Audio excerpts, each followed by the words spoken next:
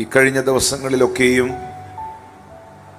ദൈവസഭയ്ക്ക് വേണ്ടിയും വ്യക്തിപരമായി എനിക്ക് വേണ്ടിയുമൊക്കെ നിങ്ങൾ പ്രാർത്ഥിച്ചതിനോടുള്ള സ്നേഹത്തെ, നന്ദിയെ ഞാൻ അറിയിക്കുന്നു. പ്രാർത്ഥന നിർത്തരുത്, പ്രാർത്ഥന മുടങ്ങരുത്. പ്രാർത്ഥന പോലെ മറ്റൊരായുധം, അത്ര മൂർച്ചയുള്ള മറ്റൊരായുധം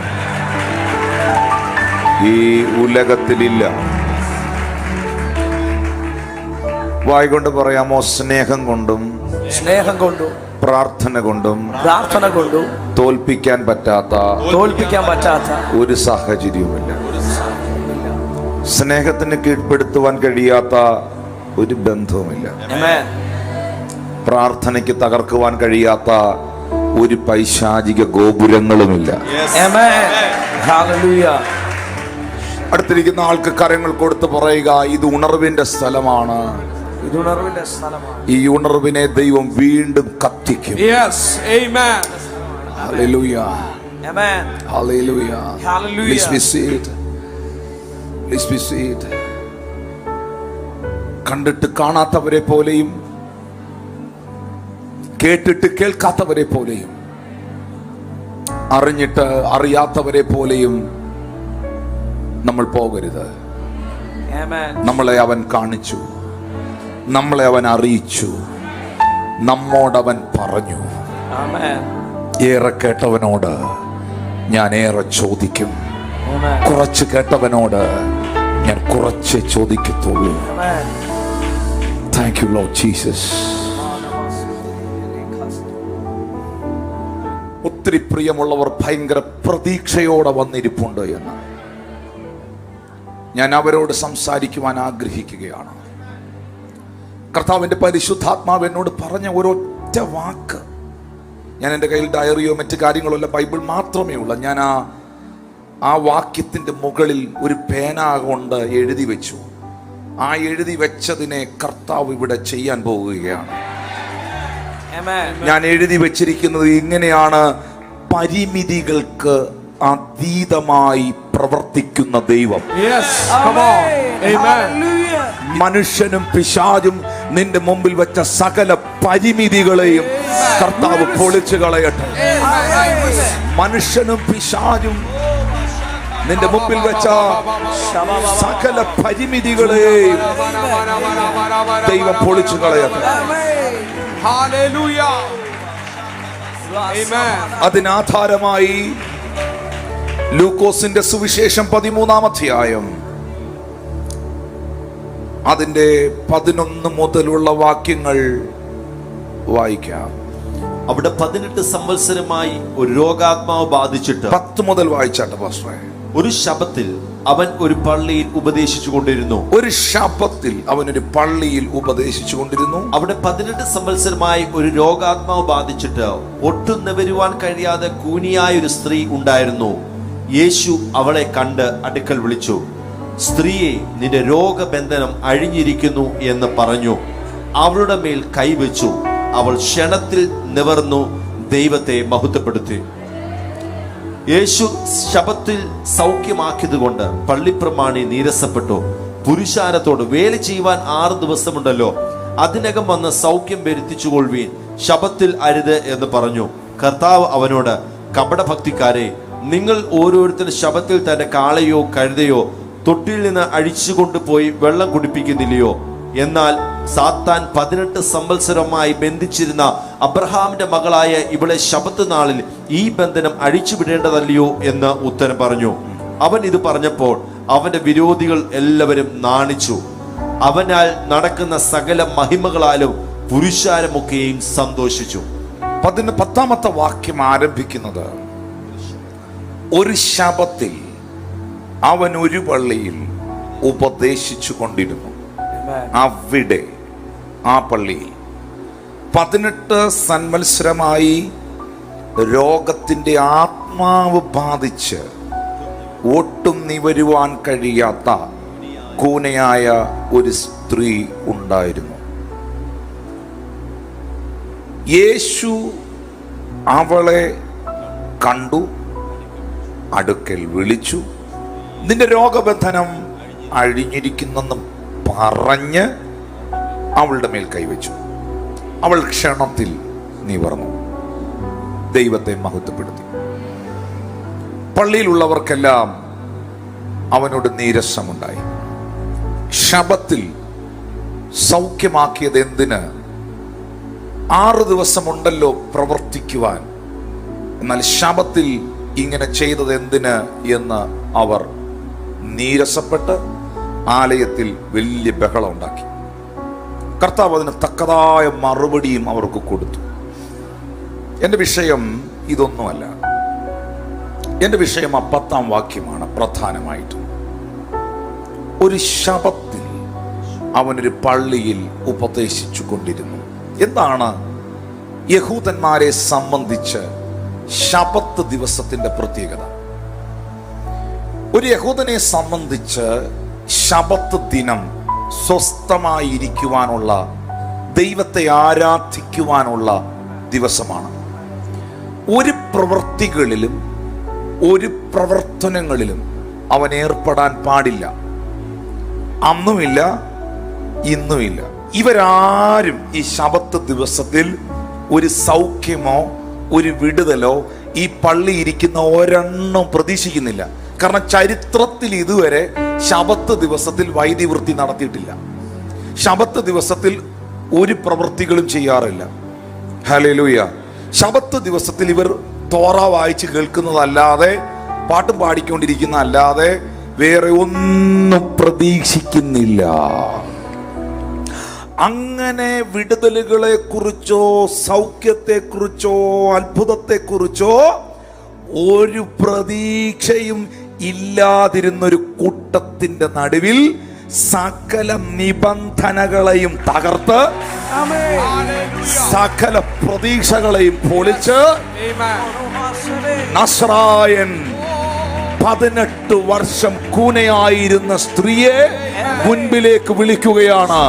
ഇന്ന് പകൽ ആത്മാവ് നിന്നോട് പ്രവചിക്കുന്നു, നീ പ്രതീക്ഷിക്കാത്ത ചില വിടുതലുകൾ, നീ പ്രതീക്ഷിക്കാത്ത ചില അത്ഭുതങ്ങൾ, നീ പ്രതീക്ഷിക്കാത്ത ചില ദൈവപ്രവൃത്തികൾ, നിന്റെ ജീവിതത്തിൽ നീ എക്സ്പെക്ട് ചെയ്തിട്ടില്ലാത്ത ചിലത് ഇന്ന് പകൽ ആത്മതലങ്ങളിൽ ആത്മാവ് നിനക്ക് വേണ്ടി ഇന്ന് പകൽ തുറക്കുന്നു എന്ന് ദൈവത്തിന്റെ ആത്മാവ് ഇടപെടുകയാണ്. പ്രതീക്ഷിക്കാത്ത വിധികൾ, പ്രതീക്ഷിക്കാത്ത അത്ഭുതങ്ങൾ, പ്രതീക്ഷിക്കാത്ത കരുതലുകൾ, പ്രതീക്ഷിക്കാത്ത മിറക്കിളുകൾ നിന്റെ സാമ്പത്തിക മേഖലകളിൽ, നിന്റെ ആരോഗ്യ മേഖലകളിൽ, നിന്റെ ആത്മീക മേഖലകളിൽ ഇന്ന് പകൽ ദൈവത്താൽ സംഭവിക്കട്ടെ, സംഭവിക്കട്ടെ, സംഭവിക്കട്ടെ. നിന്റെ ജീവിതത്തിൽ നീ ചിന്തിച്ചിട്ടില്ലാത്ത, പ്രതീക്ഷിച്ചിട്ടില്ലാത്ത, ഒരിക്കലും ഇങ്ങനൊരു കാര്യം നടക്കുമെന്ന് നീ സ്വപ്നത്തിൽ പോലും കണ്ടിട്ടില്ലാത്തത് ഇന്ന് പകൽ വിശ്വസിക്കുന്നെങ്കിൽ എന്റെ യേശുവിന്റെ കരത്താൽ പരിശുദ്ധാത്മാവ് അത് ചെയ്യും.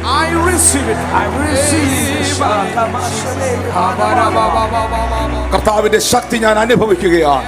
സകല നിബന്ധനകളെ മനുഷ്യനും പിശാചും വെച്ച സകല നിബന്ധനകളെയും ഇന്ന് പകൽ സ്വർഗം തകർത്തു കളഞ്ഞു.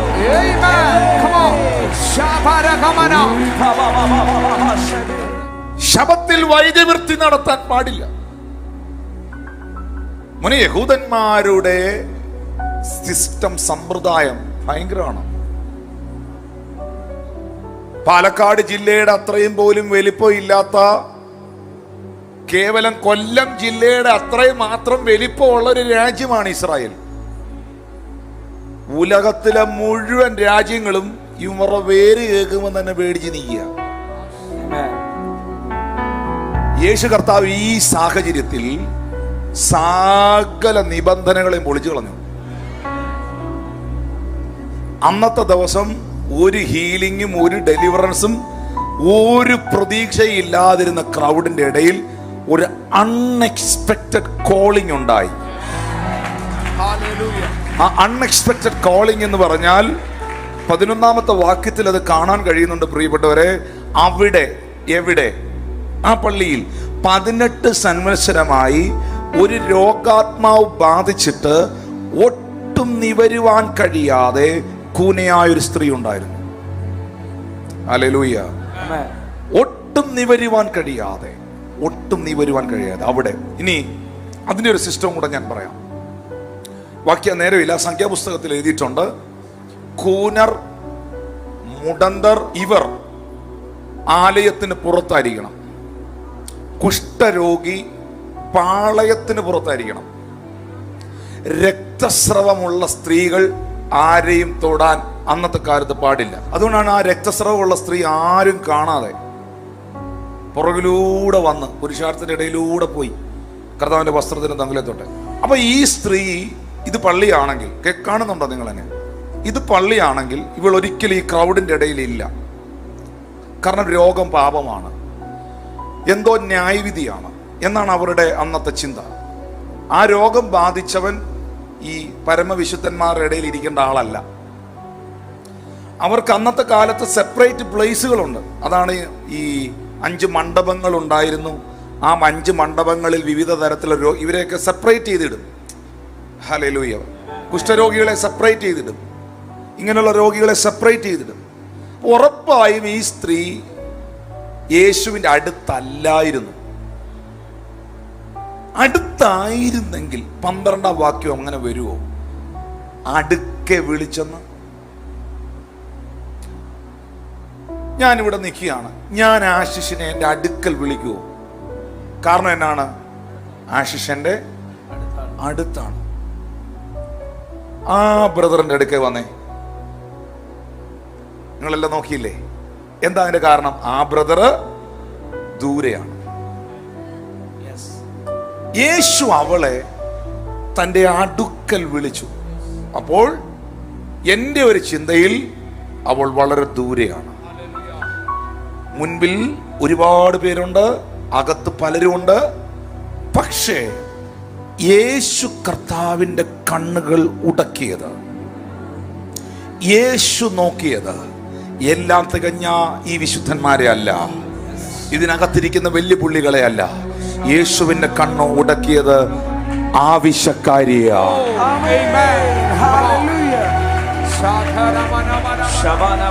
ഇന്ന് പകൽ ഹൃദയം നുറുങ്ങിയവർക്ക് സമീപസ്ഥനായ, മനസ്സു തകർന്നവരെ രക്ഷിക്കുന്നവനായ ഒരു വ്യക്തിയെങ്കിലും ഇന്ന് പകൽ ആവശ്യബോധത്തോടെ, സൗഖ്യത്തിന്റെ ആവശ്യബോധത്തോടെ, വിടുതലിന്റെ ആവശ്യബോധത്തോടെ ഈ ആരാധനയിൽ പങ്കെടുക്കുന്നുണ്ടെങ്കിൽ കർത്താവിന്റെ കണ്ണുകൾ നിന്റെ മേളിൽ ഇന്ന് പകൽ പതിക്കുകയാണ്. ഞാൻ ആ വാക്കിൽ നിന്ന് പ്രധാനമായി 1-2 കാര്യങ്ങൾ പറയുന്നു. യേശു അവളെ കണ്ടു. യേശു പ്രശ്നത്തിലിരിക്കുന്നവളെ, വേദനിക്കുന്നവളെ, നിന്നെ അനുഭവിക്കുന്നവളെ, പുറത്താക്കപ്പെട്ടവളെ, അവഗണിക്കപ്പെട്ടവളെ യേശു കണ്ടു. മക്കളെ, ആരും നിന്നെ കണ്ടില്ലെങ്കിലും എൻ്റെ കർത്താവ് നിന്നെ കാണുന്നുണ്ട്. കർത്താവ് നിന്നെ കാണുന്നുണ്ട്. കർത്താവ് നിന്റെ ആവശ്യങ്ങളെ കാണുന്നുണ്ട്. യേശുവിനുള്ള ഏറ്റവും വലിയ പ്രത്യേകതയാണ്, അവൻ കണ്ടിട്ടുണ്ടെങ്കിൽ അവൻ അടുക്കൽ വിളിക്കും. എല്ലാരും ഒന്ന് പറയാമോ? അവൻ കണ്ടിട്ടുള്ളവരെയാണ് അവൻ വിളിക്കുന്നത്. പറഞ്ഞേ, അവൻ കണ്ടിട്ടുള്ളവരെയാണ് അവൻ വിളിക്കുന്നത്. ഇന്ന് പകൽ കർത്താവ് അപ്പച്ചൻ നിന്നെ വിളിച്ചിട്ടുണ്ടോ? യേശു കർത്താവ് നിന്നെ വിളിച്ചതാണോ? നിന്റെ കുടുംബത്തിനകത്തുനിന്ന്, പാരമ്പര്യത്തിനകത്തുനിന്ന്, ജാതീയമായ അജ്ഞതകളിൽ കിടന്ന നിങ്ങളെ കർത്താവ് വിളിച്ചതാണോ? വിളിച്ചതാണോ? വിളിച്ചതാണെങ്കിൽ നീ ഉറപ്പിച്ചോ, അവൻ നിന്നെ കണ്ടതാണ്. വിളിച്ചതാണെങ്കിൽ ഉറപ്പിച്ചോ, അവൻ നിന്നെ കണ്ടതാണ്. അവൻ കണ്ടതിനെ അവൻ വിളിക്കുന്ന ദൈവമാണ്. ഇന്ന് പകൽ ഞാൻ വെറുതെ വന്ന് ഈ ആരാധനയിൽ ഇരിക്കുകയല്ല, ഞാൻ വെറുതെ വന്ന് ഈ പ്രാർത്ഥനയിൽ പങ്കെടുക്കുകയല്ല, ഞാൻ വെറുതെ വന്ന് കൈകൊട്ടുകയല്ല, ഞാൻ വെറുതെ വന്ന് സ്തുതിക്കുകയല്ല, ഞാൻ വെറുതെ വന്ന് പാടുകയല്ല. എന്റെ ദൈവം എന്റെ കുടുംബത്തെ കണ്ടതാണ്, എന്റെ ദൈവം എന്നെ കണ്ടതാണ്. യേശു എന്നെ കണ്ടതാണ്.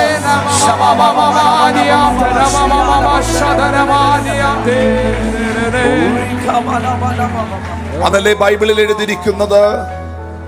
അവൻ മുൻ നിയമിച്ചവരെ വിളിച്ചും, മുൻ നിയമിച്ചവരെ വിളിച്ചും, വിളിച്ചവരെ നീതീകരിച്ചും, നീതീകരിച്ചവരെ തേജസ്കരിച്ചും ഇരിക്കുന്നു. ഇന്ന് ഒരുപക്ഷെ ആദ്യമായിട്ട് ഈ പ്രാർത്ഥനയിൽ വന്ന പ്രിയ മകളോട്, ആദ്യമായി പ്രാർത്ഥനയിൽ വന്ന പ്രിയ മകനോട് ദൈവം തമ്പുരാൻ പറയുന്ന, മക്കളെ, നിങ്ങൾ വെറുതെ വന്നതല്ല. നിങ്ങൾ ഒരു പക്ഷേ പ്രാർത്ഥിപ്പിക്കാനോ പ്രാർത്ഥന കൂടാനോ ഒക്കെ വന്ന വ്യക്തിയായിരിക്കാം. പക്ഷെ പിതാവ് ആകർഷിക്കാതെ ആർക്കും പുത്രന്റെ അടുക്കൽ വരാൻ പറ്റത്തില്ല. പിതാവ് ആകർഷിക്കാതെ ആർക്കും പുത്രന്റെ അടുക്കൽ വരാൻ പറ്റത്തില്ല. ഇങ്ങനെ ചങ്കുറപ്പോടെ വിശ്വാസത്തോടെ നിങ്ങൾക്ക് പറയാൻ കഴിയുമോ? സർവശക്തനായ ദൈവമായ യേശു കർത്താവ് എന്നെ കണ്ടു, എന്നെ കണ്ടു, എന്നെ കണ്ടു. അവന്റെ കണ്ണുകൾ എന്നെ കണ്ടു. അതുകൊണ്ട് ഞാൻ അവനാൽ വിളിക്കപ്പെട്ടു.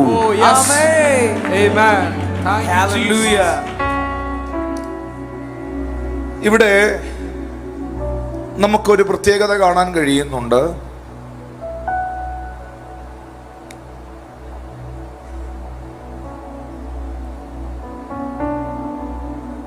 ആ ബ്രദർ ഒന്ന് മുന്നിലേക്ക് വന്നേ.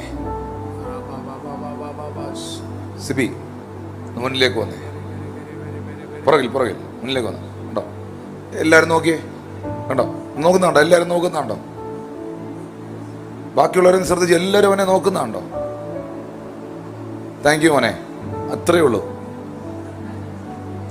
നിന്നെ വിളിച്ചപ്പം, മോനെ, നിന്നെ വിളിച്ചപ്പം, മക്കളെ, നിന്നെ വിളിച്ചപ്പം ഇവരെല്ലാം എന്നിൽ നിന്ന് കണ്ണെടുത്ത് നിന്നെ നോക്കി. ഞാൻ ആരെയാ വിളിച്ചെന്ന്. ഇതുപോലെ യേശു അവളെ വിളിച്ചപ്പോൾ,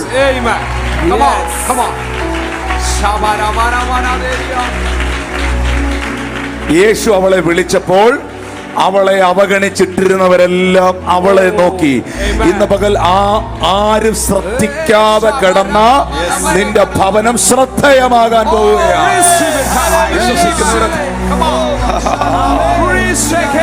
യേശുവിന്റെ നാമത്തിൽ നീ ഒരു സ്പെഷ്യൽ കേസ് ആകാൻ പോവുകയാണ്. ഹല്ലേലൂയ. ശരിയല്ലേ ബ്രദറെ? സഹിച്ച ശരിയല്ലയോ? സിസ്റ്റർ ശരിയല്ലയോ? കർത്താവ് നിന്നെ വിളിച്ചത് കൊണ്ട് ഇതുവരെ ശ്രദ്ധിക്കാത്ത കുടുംബക്കാരല്ല ഇപ്പൊ നിന്നെ ശ്രദ്ധിച്ചുകൊണ്ടിരിക്കുകയല്ലയോ? കർത്താവ് നിന്നെ വിളിച്ചത് കൊണ്ട് ഇതുവരെ നീ എവിടാന്ന് പോലും അറിഞ്ഞുകൂടാത്ത പള്ളിക്കാരെല്ലാം നിന്നെ തിരക്കിക്കൊണ്ടിരിക്കുകയല്ലയോ? കർത്താവ് നിന്നെ വിളിച്ചത് കൊണ്ട് ഇപ്പൊ പല ആളുകളുടെയും ക്യാമറ നിന്റെ വീട്ടിലോട്ട് തിരിച്ചു വെച്ചിരിക്കുകയല്ലയോ? എന്നാൽ അവരെ കാണാൻ പോവാ നീ തല ഉയർത്തി പിടിക്കുന്നു.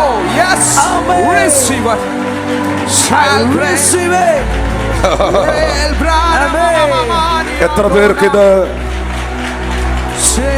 ആത്മാവിൽ കാണാൻ കഴിയുന്നു?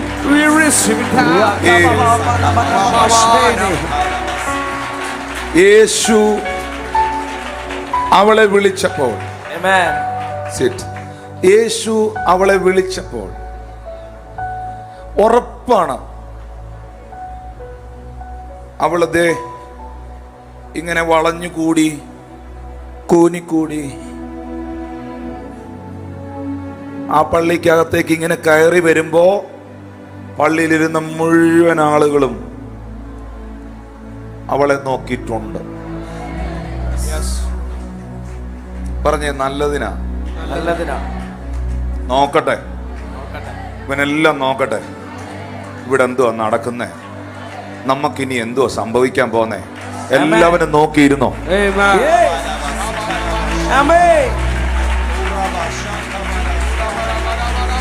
മക്കളെ, കർത്താവാണോ വിളിച്ചേ? യേശു ആണോ അടുക്ക വിളിച്ചേ? യേശു ആണോ കണ്ടേ? ഒരുത്തനും ഒന്നും നോക്കാനില്ല. നിവർത്താനാ വിളിച്ചെങ്കിൽ നിവർത്തിയിരിക്കും.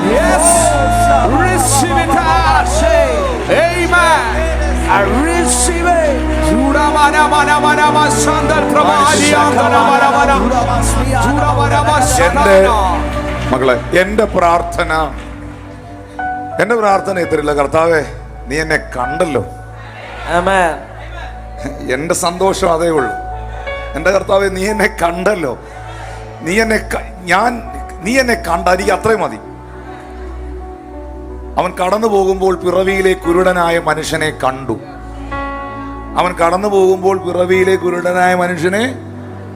യോഹന്നാൻ 9:1 എഴുതിയിരിക്കുന്നത് കണ്ടു. അത്രയും മതി. കണ്ടു കഴിഞ്ഞാൽ, അവന്റെ കണ്ണ് എന്റെ മേളിൽ വന്നു കഴിഞ്ഞാൽ, പിന്നെ അവനാ കാര്യങ്ങൾ തീരുമാനിക്കും.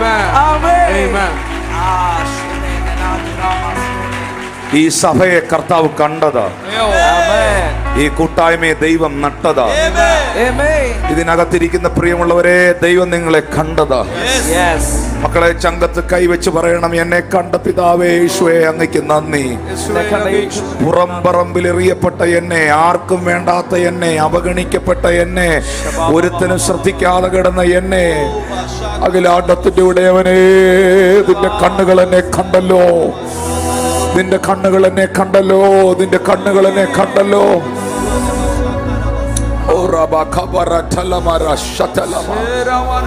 അവൻ കണ്ടിട്ടുള്ളതിനെ അവൻ അടുക്കൽ വിളിക്കും. നിങ്ങളൊരു കാര്യം ശ്രദ്ധിച്ചോ, യേശു അവളെ കണ്ടു അല്ലേ? യേശു അവളെ കണ്ടതിനാൽ അവളുടെ കൂന് മാറിയോ? ഇല്ല സഹോദരി, മാറിയില്ല. യേശു അവളെ തന്റെ അടുക്കൽ വിളിച്ചു. അവൾ വിളിക്കപ്പെട്ടതിനാൽ അവളുടെ കൂന് മാറിയോ? ഇല്ല, മാറിയില്ല. പക്ഷെ യേശു കണ്ടതിനെ, യേശു കർത്താവ് വിളിച്ചപ്പോൾ മടി കൂടാതെ അടുത്തു വന്നതിനെ, രോഗബന്ധനം അഴിഞ്ഞിരിക്കുന്നു എന്ന് പറഞ്ഞ് യേശു അവളെ തൊട്ടു. അവളുടെ മേൽ കൈവച്ചു. കർത്താവ് കണ്ടിട്ടും സാഹചര്യങ്ങൾ മാറിയില്ല. കർത്താവെ, നീ എന്നെ വിളിച്ചു. നീ എന്നെ വിളിക്കപ്പെട്ടതിനാലും എൻ്റെ അവസ്ഥകൾക്ക് വ്യത്യാസമില്ല. അങ്ങനെയുള്ള കേസിൽ നോക്കി കർത്താവ് പറയുന്നു, അവന്റെ കരം നിന്റെ മേൽ വരും. എത്ര പേർ അത് വിശ്വസിക്കുന്നു? അവന്റെ കരം നിന്റെ മേൽ വരും. അവന്റെ കരം നിന്റെ മേൽ വന്നാൽ നീ ഒരിക്കലും പഴയ അവസ്ഥയിലായിരിക്കത്തില്ല. വാ തുറന്ന് പറഞ്ഞ്, എന്റെ തലമുറകളെ യേശു തൊടും. എന്റെ ഭർത്താവിനെ യേശു തൊടും. എന്റെ ഭാര്യയെ യേശു തൊടും. എന്റെ ഭവനത്തെ കർത്താവ് തൊടും. എന്റെ രോഗത്തെ കർത്താവ് തൊട്ട് സൗഖ്യമാക്കും. എന്റെ സാമ്പത്തിക മേഖലകളെ യേശു തൊടും. എന്റെ ആവശ്യത്തിന്റെ ഫയൽ അവന്റെ കൈകളാൽ അവൻ എടുക്കും.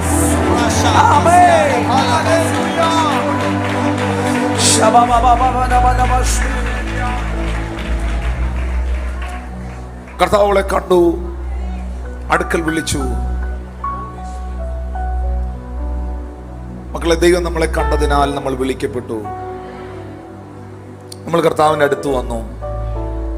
ഇപ്പോൾ അവൾ ആരുടെ അടുത്തായി നിൽക്കുന്നേ? യേശുവിന്റെ അടുത്ത് വന്നിങ്ങനെ കൂനി നിൽക്കുകയല്ലേ? ആ കൂനി നിന്നവളോട്, അടുത്തു വന്നവളോട് യേശു പറഞ്ഞു.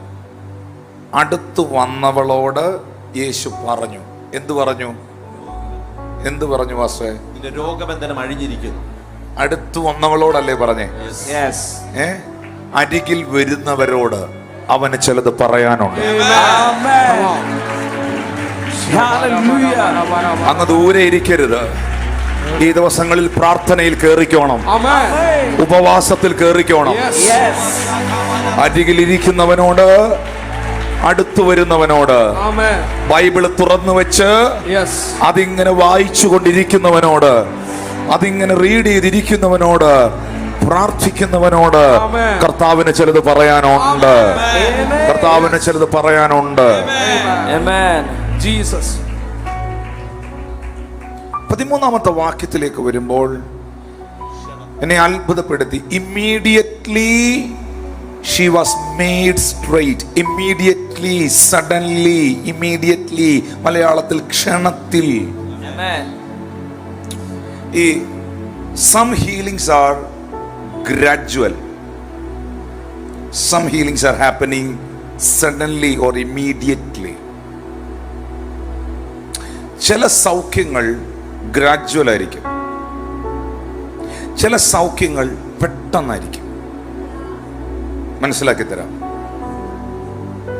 10 കുഷ്ഠരോഗികളെ യേശു അടുക്കൽ വിളിച്ചു. 10 പേരുടെ മേളിലും യേശു കൈവച്ച് പ്രാർത്ഥിച്ചു, അല്ലെങ്കിൽ പ്രാർത്ഥിച്ചു. 10 പേരും പ്രാർത്ഥന സ്വീകരിച്ച് തിരിച്ചുപോയി. ബൈബിളിൽ എഴുതിയിരിക്കുന്നത് ഇങ്ങനെയാണ്: പോകുന്ന വഴിയിൽ അവർ സൗഖ്യമായി. സഡൻലി ഇമ്മീഡിയറ്റ്ലി അവർ ഹീലായില്ല. ആ സമയത്ത് അവരുടെ സ്കിന്നിന്റെ കളർ മാറുകയോ കുഷ്ഠരോഗം മാറുകയോ വിരലുകൾ ഉണ്ടാകുകയോ നഖങ്ങൾ വരികയോ ഒന്നും ചെയ്തില്ല.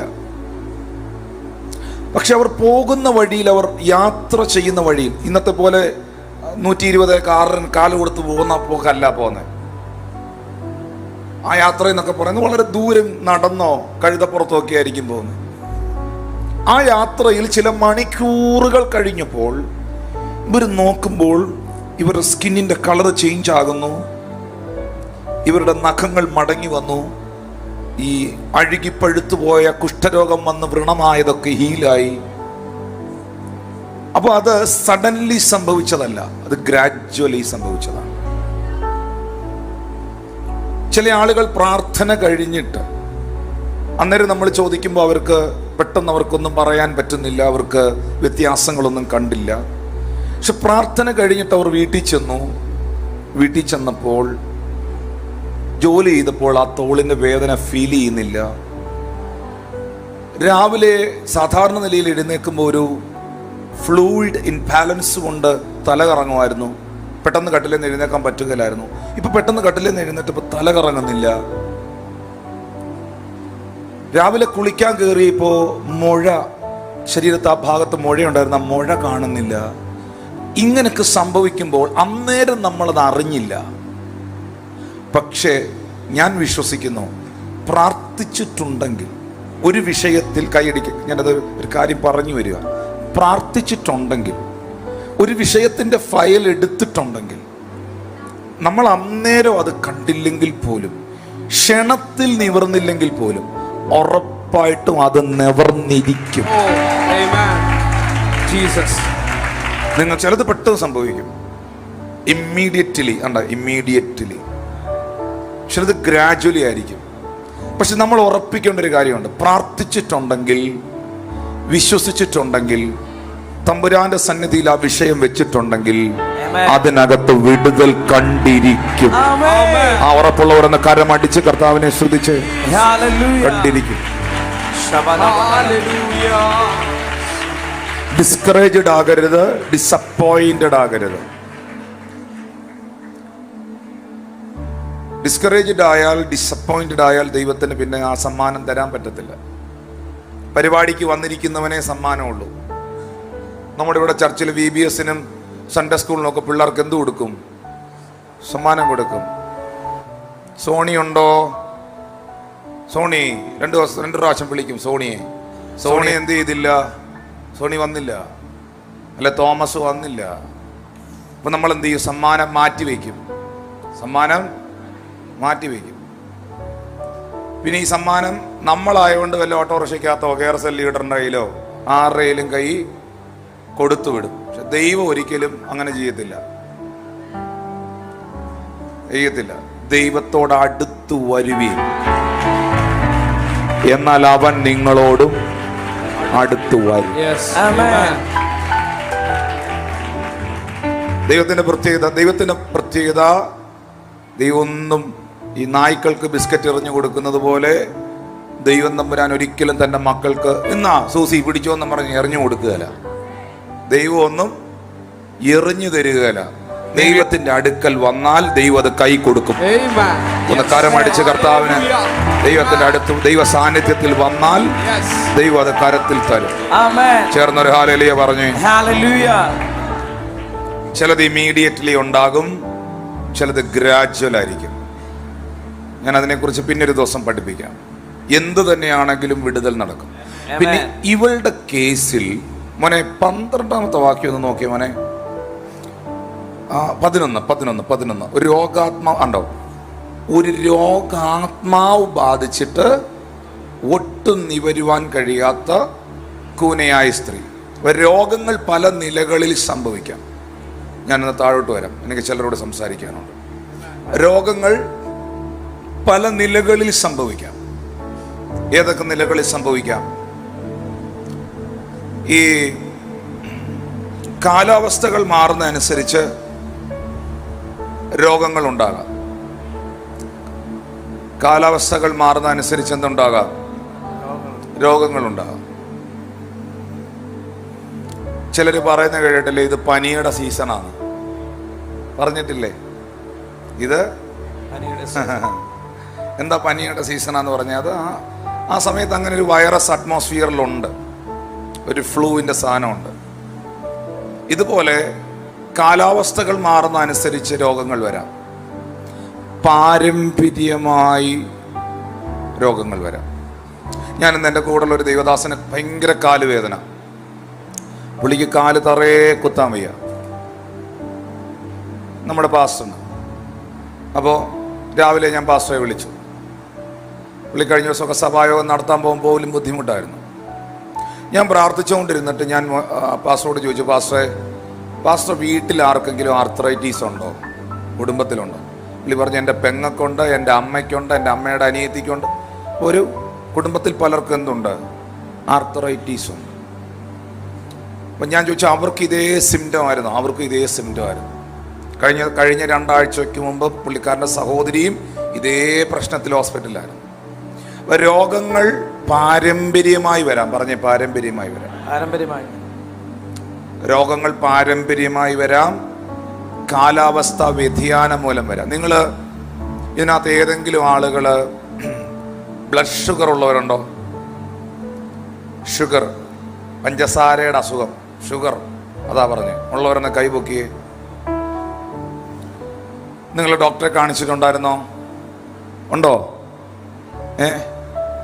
ഡോക്ടറെ കാണിച്ചപ്പം കൈ താഴ്ത്തിയിട്ടോ? ഏതെങ്കിലും ഡോക്ടർ ചോദിച്ചായിരുന്നോ വീട്ടിൽ വേറെ ആർക്കെങ്കിലും ഡയബറ്റീസ് ഉണ്ടോ എന്ന് ചോദിച്ചായിരുന്നോ? വീട്ടിൽ വേറെ ആർക്കെങ്കിലും ഡയബറ്റീസ് ഉണ്ടോ എന്ന് ചോദിച്ചായിരുന്നോ? എന്നോട് അങ്ങനെ ഡോക്ടർ ചോദിച്ചായിരുന്നു എന്നുള്ളവരൊന്ന് കൈപൊക്കിയേ. ആ കൈപൊക്കിയവരുടെ ശ്രദ്ധയ്ക്ക് നിങ്ങൾ കണ്ടത് ശരിക്കുമുള്ള ഡോക്ടറെയാണ് എന്ന് പറഞ്ഞാൽ അവരെന്താ അത് ചോദിക്കുന്നതെന്ന് വെച്ചാൽ, ഞാൻ ഒരിക്കൽ നമ്മുടെ ചർച്ചിലെ ഒരു ഡോക്ടറോട് ഇത് ചോദിച്ചായിരുന്നു, വർക്ക് ചെയ്യുന്ന ഒരു ഡോക്ടറോട്.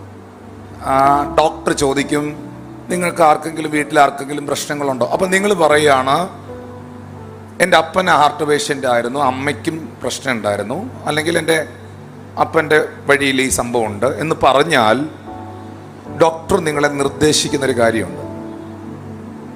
ഒരു 6 മാസം കൂടിയിരിക്കുമ്പം ഒന്ന് ചെക്കപ്പ് ചെയ്യണം. നിങ്ങൾക്ക് ഇപ്പോൾ കുഴപ്പമൊന്നുമില്ല, ECG എല്ലാം നോർമലാണ്. പക്ഷെ ഒരു 6 മാസം കൂടിയിരിക്കുമ്പോൾ, അല്ലെ വർഷത്തിലൊരിക്കൽ എല്ലാ ചെക്കപ്പും ഒന്ന് ചെയ്തേക്കണം. കാരണം അവർക്കൊരു കാര്യം അറിയാം, ഫാമിലി ഹിസ്റ്ററിയിൽ ഈ സാധനം കിടപ്പുണ്ടെങ്കിൽ വന്നിരിക്കും. ഈ ഭാഗമാണ് ബൈബിൾ പൊളിച്ചു കളയുന്നത്. എന്താണ്? കൈയടിക്കല്ലേ, കേൾക്കാതെ പോലെ. വ്യർത്ഥവും പിതൃപാരമ്പര്യവുമായുള്ള നിങ്ങളുടെ നടപ്പിൽ നിന്ന് നിങ്ങളെ വീണ്ടെടുത്തിരിക്കുന്നത് പൊന്ന് വെള്ളി അഴിഞ്ഞു പോകുന്ന വസ്തുക്കൾ കൊണ്ടല്ല, ക്രിസ്തു എന്ന നിഷ്കളങ്കവും നിർദോഷവുമായ കുഞ്ഞാടിൻ്റെ വിലയേറിയ രക്തത്താൽ. വ്യർത്ഥവും 1 പത്രോസ് 1:18 വ്യർത്ഥവും പിതൃപാരമ്പര്യവും. അവിടെ ട്രഡീഷൻ ഫ്രം യുവർ ഫാദേഴ്സ്, അത് ട്രഡീഷൻ മാത്രമല്ല, ഫ്രം ഫാദേഴ്സ്, അപ്പൻ്റെ വഴിയിൽ നിന്ന് കീറി വന്ന സാധനങ്ങൾ. കേൾക്കുന്നുണ്ടോ?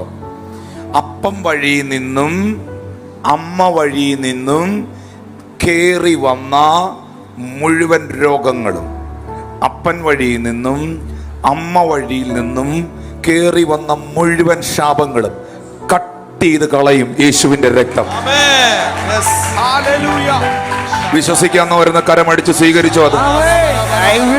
അങ്ങനെ എന്തെങ്കിലും കേസ് ഇന്ന് പകൽ ഇതിൽ ഉണ്ടെങ്കിൽ അത് യേശുവിന്റെ നാമത്തിൽ പൊളിഞ്ഞു പോകട്ടെ. അത് യേശുവിന്റെ നാമത്തിൽ ഒടഞ്ഞു പോകട്ടെ.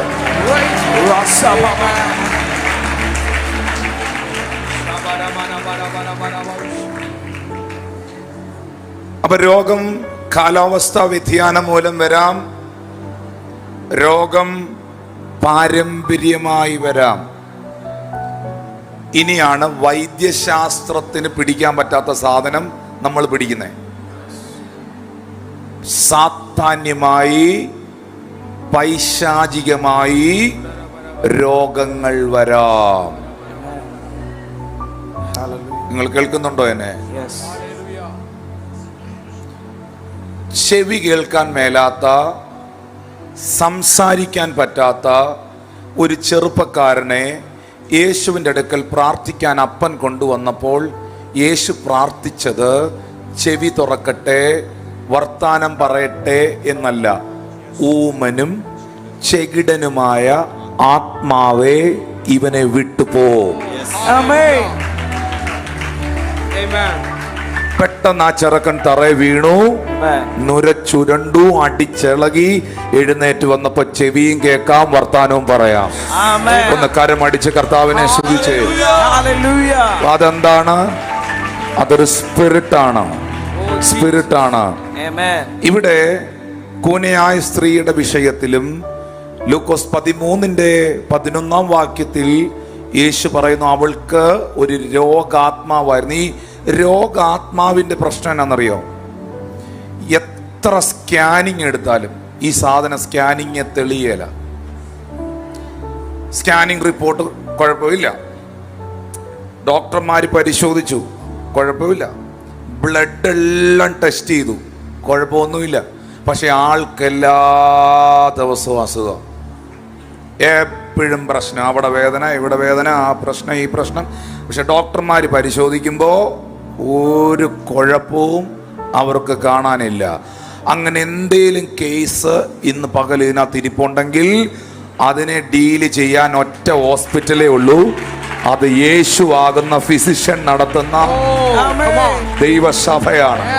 ഒന്ന് കരമടിച്ച് കർത്താവ് അതിന്ന് പകൽ ഡീല് ചെയ്യാൻ, അതിന്ന് പകൽ ഡീല് ചെയ്യാൻ. എത്ര ചികിത്സിച്ചിട്ട് മാറാത്തത്, എത്ര മരുന്ന് കഴിച്ചിട്ട് മാറാത്തത്, എത്ര ശ്രമിച്ചിട്ട് മാറാത്തത്, യേശുവിന്റെ നാമത്തിൽ ഇന്ന് പകൽ അത് വിട്ടുപോകണേ. That is a spirit. Amen.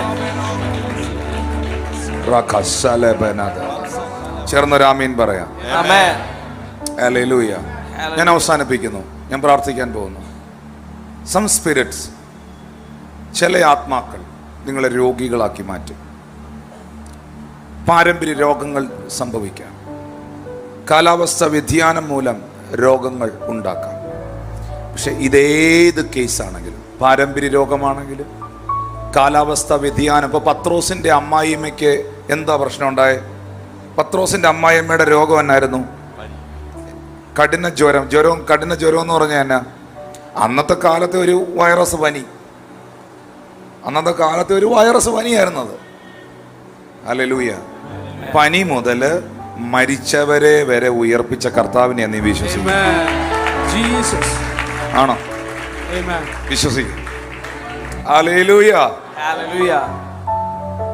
6 ദിവസം ഉണ്ടല്ലോ, അതിൽ വന്ന് നീ സൗഖ്യമൊക്കെ. ശബത്തിൽ അരുതെന്ന് പറഞ്ഞു. 15-ാമത്തെ വാക്യത്തിൽ കർത്താവ് അവരോട് പറഞ്ഞ വാക്ക് കപടഭക്തിക്കാർ. ഇവരെന്തോ വിളിച്ചേ? നിങ്ങളിൽ ഒരുത്തന് ശബത്തിൽ കാളയോ കഴുതിയോ തൊട്ടിയിൽ നഴിച്ചു കൊണ്ടുപോയി വെള്ളം കുടിപ്പിക്കുന്നില്ലയോ? 16-ാമത്തെ വാക്യത്തിൽ എഴുതിയിട്ടുണ്ട് സാത്താൻ. യേശു അഡ്രസ് ചെയ്യുന്നുണ്ടോ? സാത്താൻ 18 വർഷമായി ബന്ധിച്ചിരുന്ന. അപ്പൊ ഇവളുടെ രോഗം എന്തുവായിരുന്നു? ബന്ധിച്ചിരുന്ന അബ്രഹാമിന്റെ മകളായ ഇവളെ ശബത്ത് നാളിൽ ബന്ധനം അഴിച്ചുവിടുന്നതല്ലേ? കർത്താവ് പറഞ്ഞ ഇത്രയേ ഉള്ളൂ, ഇത് അബ്രഹാമിന്റെ സന്തതിയാ, ഇവള് ദൈവത്തിന്റെ മകളാ, ഇവള് കൂനി നടക്കേണ്ടവളല്ല. ഇന്ന് പകൽ നിന്റെ വീട് അനുഗ്രഹിക്കപ്പെടണം, നിന്റെ കുടുംബം അനുഗ്രഹിക്കപ്പെടണം, നിന്റെ തലമുറകൾ അനുഗ്രഹിക്കപ്പെടണം. കരമടിച്ച് കർത്താവിന് നന്ദി പറഞ്ഞേ. നിന്റെ ജീവിതത്തിൽ വിടുതൽ നടക്കണം, അത്ഭുതം സംഭവിക്കണം.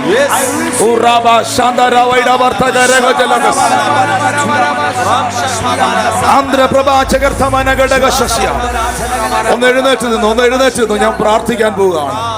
എന്നാൽ സാത്താൻ 18 സംവത്സരമായി ബന്ധിച്ചിരുന്ന അബ്രഹാമിന്റെ മകളായ ഇവളെ ശബത്ത് നാളിൽ ഈ ബന്ധനം അഴിച്ചുവിടേണ്ടതല്ലയോ?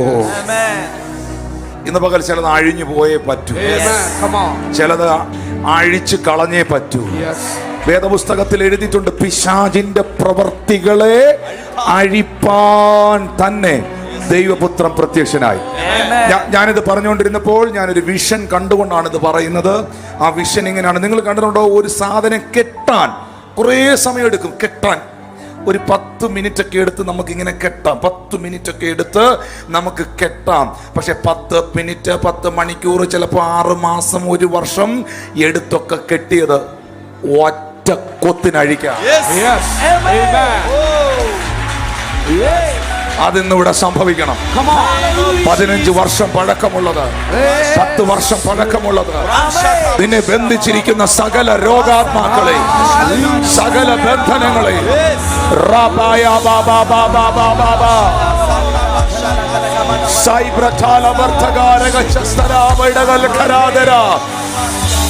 കരമടിച്ചെന്ന് പകൽ സ്വീകരിക്കാൻ തയ്യാറായ, നടക്കത്തില്ലെന്ന് പറഞ്ഞത്, ശത്രുക്കൾ വിധി എഴുതിയത് സംഭവിക്കട്ടെ, സംഭവിക്കട്ടെ.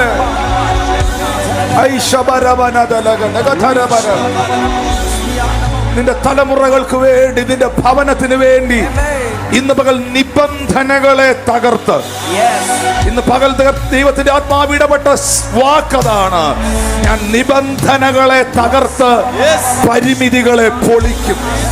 ഞാൻ നിബന്ധനകളെ തകർത്ത് പരിമിതികളെ പൊളിക്കും. ഞാൻ നിബന്ധനകളെ തകർത്ത് പരിമിതികളെ പൊളിക്കും. നിന്റെ മേൽ നിൽക്കുന്ന സകല പരിമിതികളും, നിന്റെ ഭവനത്തിന്റെ മേൽ നിൽക്കുന്ന സകല പരിമിതികളും, നിന്റെ ആരാധനയിൽ, നിന്റെ പ്രാർത്ഥനയിൽ നിൽക്കുന്ന സകല പരിമിതികളും യേശുവിന്റെ നാമത്തിൽ ഇന്ന് പകൽ പൊളിഞ്ഞു മാറട്ടെ.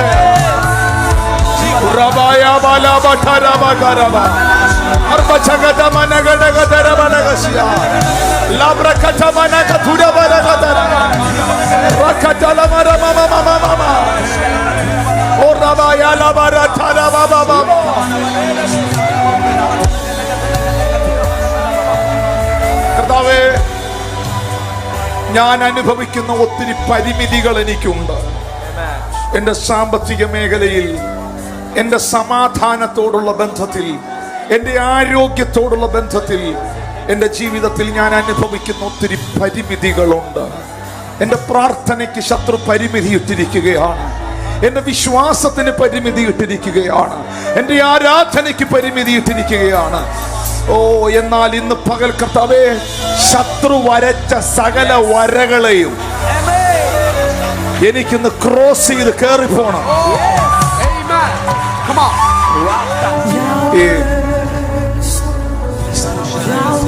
പാമ്പുകളെയും തേളുകളെയും കണ്ണുകളടച്ചോ, കണ്ണുകളടച്ചോ. പാമ്പുകളെയും തേളുകളെയും ശത്രുവിന്റെ സകല ബലത്തെയും ചവിട്ടുവാൻ